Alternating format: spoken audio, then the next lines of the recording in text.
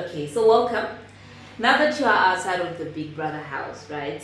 We're excited to chat with you about your experience and some of the things that we saw, and we want answers. Hey, And not really answers in that way. hey, I don't have answer. I'm not Google. Don't search me. Remember, we don't see everything. That's so true. Yeah, that's true.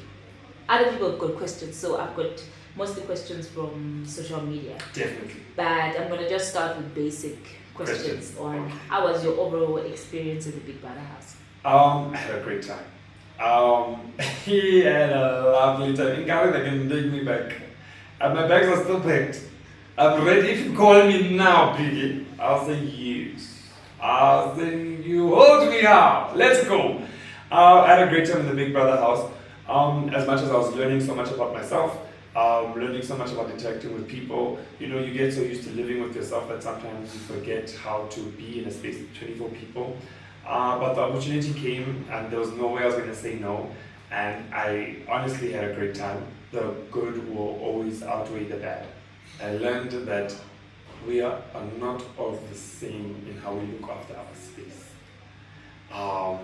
You have to really learn to adjust and adapt to give each person grace in how they look after their space and how tidy or untidy they are.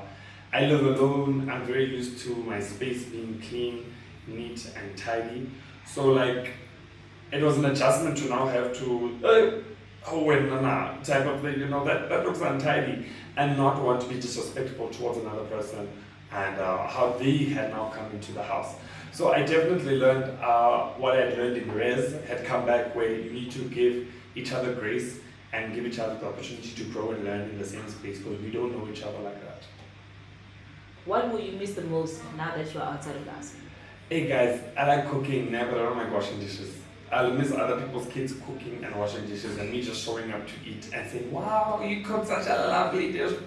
Love that for you, girl. And you walk away and then they wash the dish and you don't have to do anything else. I also definitely miss the connections I made in the house. It's gonna be weird these next 3 weeks. I'm gonna have to watch them on TV. I'm not gonna be able to engage with them. I'm not gonna be able to talk to them. I'm definitely gonna miss the people in the house as well. Alright, so now we are going to the questions. Yes. That we dive into some more questions that people are asking on social media, right? They're not that deep. It's just, You're a nice guy. You are a very nice guy. Askies in South Africa. So, what did you think went wrong with your game, considering you had a strong start and a fan base? Did the other housemates overshadow you? Because I saw a comment on Twitter.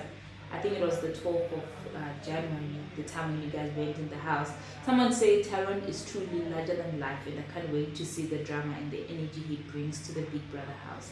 And then now they are asking, do you think you were overshadowed or overpowered by the other housemates? I definitely don't think I was overshadowed or overpowered. You know, when you go into the house, you have an extroverted energy, and as an extrovert, you can only be an extrovert for so long.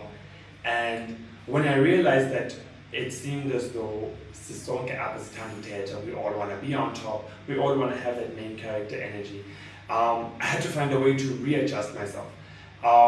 Hearing now from the viewer's perspective, obviously it's so different to think that there was such a drastic change. For me, it didn't feel like such a drastic change, but for people watching, it was obviously something very different. I didn't feel as though I was overshadowed. I just felt as though there was a gear that I changed in terms of how I wanted to bring my extroverted nature, my drama nature, as well as my softer side into the house and try and balance them. And I mean, it got me to week 7 without standing. So yeah, no, I see where people are coming from, and I understand that I'm here and now I'm here. And that's a huge change in terms of what you are getting. But I wanted to find a way to make sure that I could be the main character without trying to force it.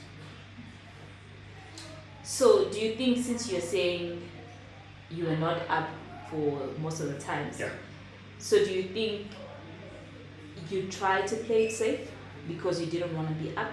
There were possibilities that if you go up, you might go home. So were you doing it because you wanted people around you to love you and you don't talk too much? Because if you don't talk, nobody really notices you. Yeah. Really.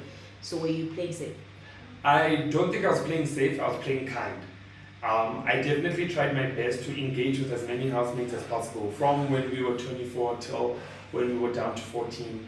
And then I was taken out the running for the 2 million. I tried my best to try and engage with everyone. I kept my relationship with everyone as smooth and as clean as possible. If I had anything to pick with someone, I would pick it if it was worth it. It's so important to know when to choose your battles and which battles to fight.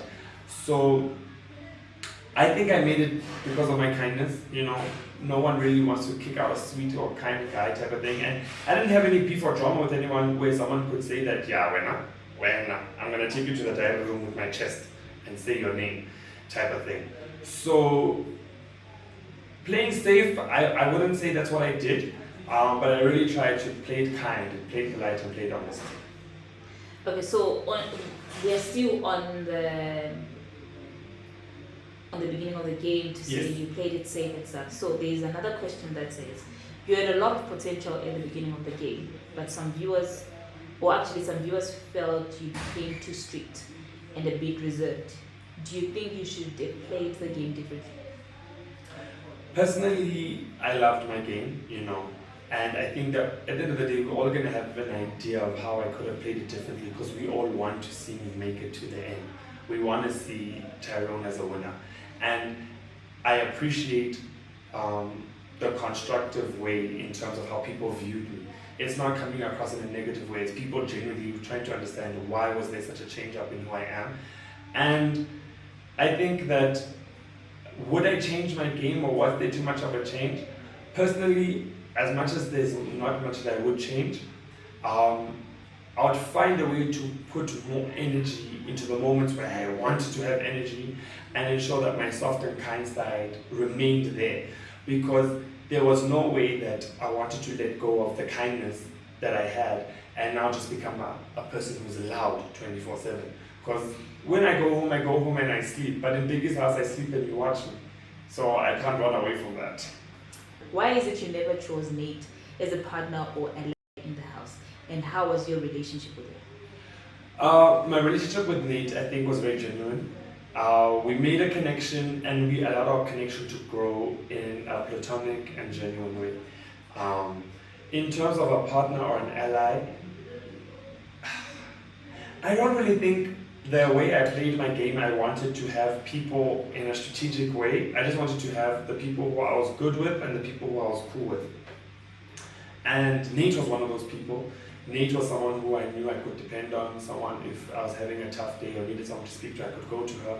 If I wanted to laugh and have a great time, I could go to her. Or if we were just chilling, sometimes we just took naps. Sometimes we just took naps next to each other. And that was the basis of how our connection grew. As for why, I don't necessarily think there was a why. When you're in the house and you're playing the game, so many things are running through your mind that sometimes you don't necessarily see potential for what could be good or for potential what could be bad.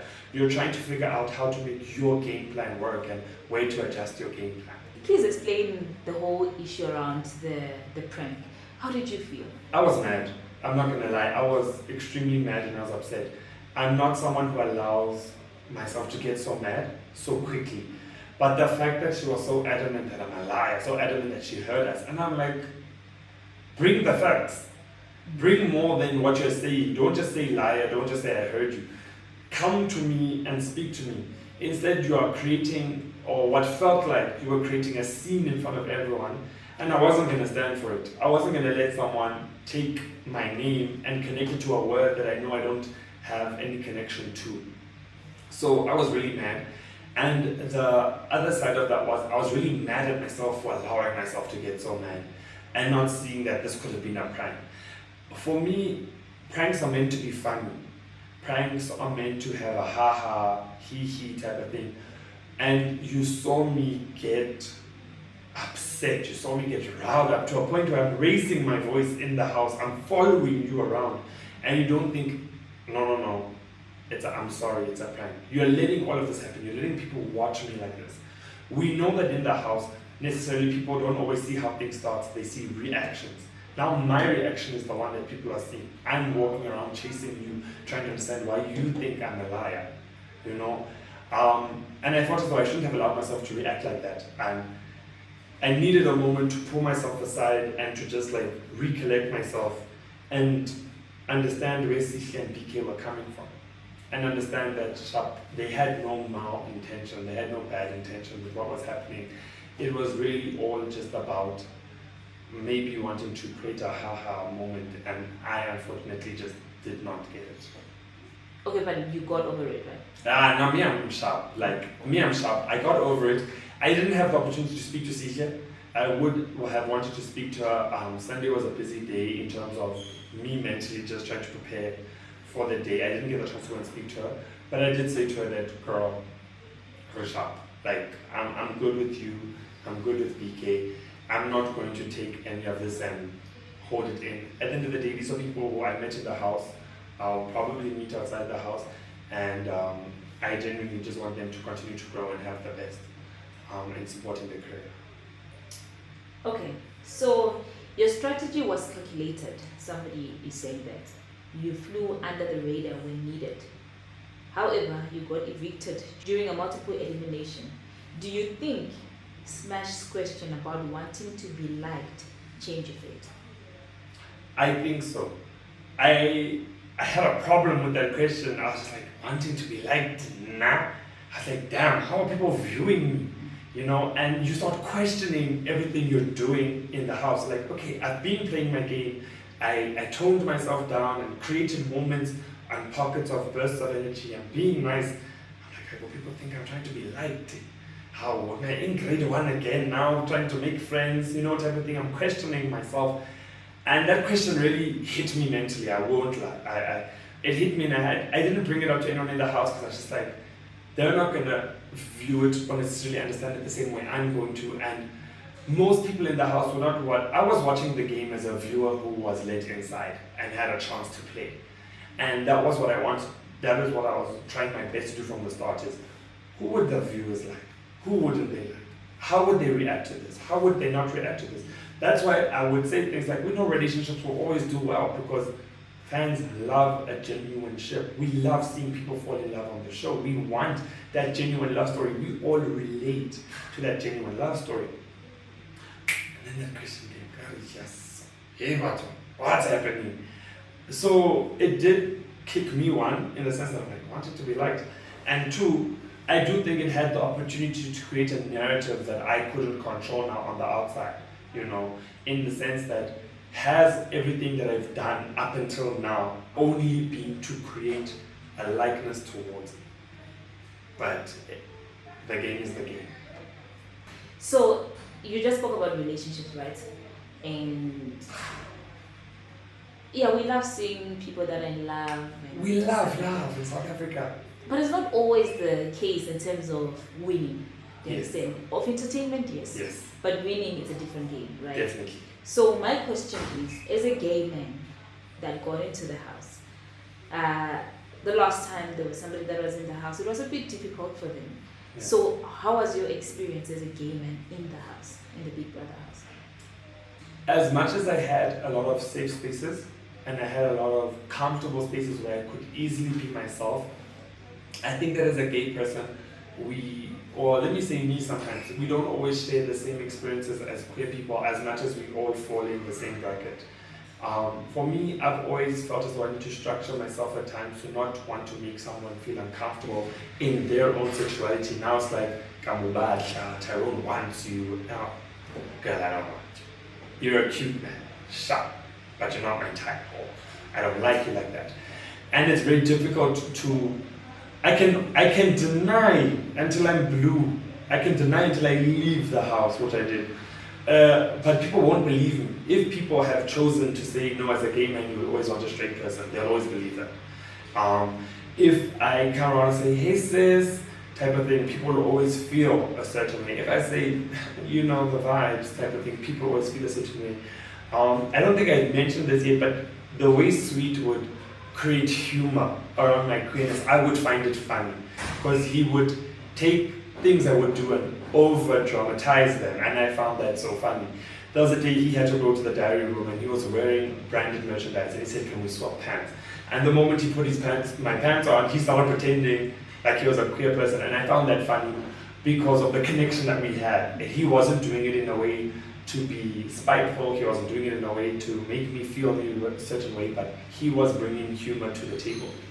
And as a queer person in the house, sometimes it's difficult because you really don't want to make someone feel as though they can't be next to you or they can't shower in the same shower as you. So there's those challenges that are there, and it falls back on the mental game of how strong you are in yourself and how confident you are in yourself and how you create boundaries with people in the house. And I really did my best to constantly say, are you comfortable with me saying sis? As much as I think I brought it up once or twice that I don't really shower with the men unless maybe there's Swiss in the shower or Melino in the shower, then maybe I'll jump in, and there's Pilule there as well, Mandy's there, like there's a bunch of different people who I'm comfortable with, I'll get into the shower with them. But with other gents, I wouldn't get into the shower because I hadn't built that boundary, I hadn't created that relationship. Okay, so talking about you getting into the shower with Melino and Swiss, right? It's going to take me back to the kind of friendship that you guys had with Swiss. Yes. I want you to explain that, because the last time, I think I had a question, or I asked Ashley a question, or they asked Ashley a question regarding the beef that they had with Swiss. Yeah. There was a question that she asked Swiss, and Swiss was not very happy about it. Yeah. I want you also to explain that, because I think Swiss came to you and told you about it. Yes. Yes. So please explain to me your friendship with Swiss. This is my dog. Swiss is he's a G, you know, he's really a genuine person. He's a guy's guy. He loves sport, he loves his girlfriend, he loves his family. Swiss reminds me a lot of my dad. So it's not like I've got my dad in an older brother type of version type of thing. And I'm not too sure how our friendship or connection started, but there was a genuineness to it and a relationship to it that grew and became something. And I just wanted to always ensure that he was comfortable and I was comfortable at all times. And I never wanted to be in a space where he felt as though he was uncomfortable and he couldn't express that to me. As for the conversation that he had with Ashley, I wasn't there, so I can't necessarily convert exactly what was said, but more or less how it was relayed to me in terms of Ashley was just trying to find out, so are you straight, are you queer, are you questioning? And for me, that just made me uncomfortable, not because Ashley asked the question, but it was more of a thing of, I'm always trying to make sure people are comfortable in the house. I've never gone to a point where I'm like, yeah, when I can change you type of thing. I've never brought that narrative where I am. And a lot of what I had been through growing up, of always trying to make sure that people around me are comfortable with being around me. So I just felt bad that now I'm making Swiss something that people might think he's not. And in my head at the same time, I'm worried because how are people who are watching going to view Swiss? How are people who are watching going to look at him? And I never wanted a situation where Swiss's relationship with his girlfriend, Swiss's relationship with his own friends are now going to come into question just because Swiss now has a gay friend. Somebody asked, why did you vote Ashley out despite never nominating her before? Yeah. For me, I think the week that came before Ashley's eviction from the house just created momentum in my mind with the whole ice cream and soda saga, and just how she had been acting in regards to that. As much as she was apologetic about it, it just felt as though she wasn't really sorry, and it didn't seem genuine in that. And I could have been misinterpreting how she felt. I could have been not really understanding what she brought forward. But I just didn't think that that was the type of person that I wanted to continue being with in the house. Okay, so is Jojo really Dululu, or the cameras are not showing us everything between Jojo and Kulu? Hey, Jojo's my baby, guys. That's my little sister. I think, when you have a crush on someone, it's just blinded rose glasses innocence.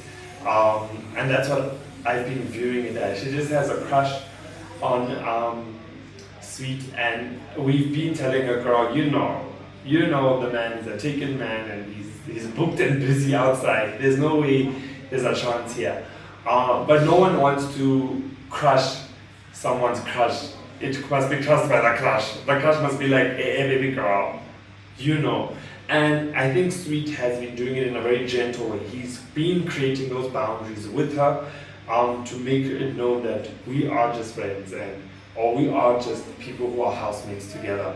So Jojo is just being an innocent young lady who has a crush on an innocent young man. Okay, the last one. Please explain your fight between you and Machine, right? What went wrong? And then after that, you're gonna just tell me your future plans and we'll be done. So my fight with Mshini, I don't really think anything went wrong. I just think it was just a clash of us understanding our point of views and us understanding how we think something could have been done.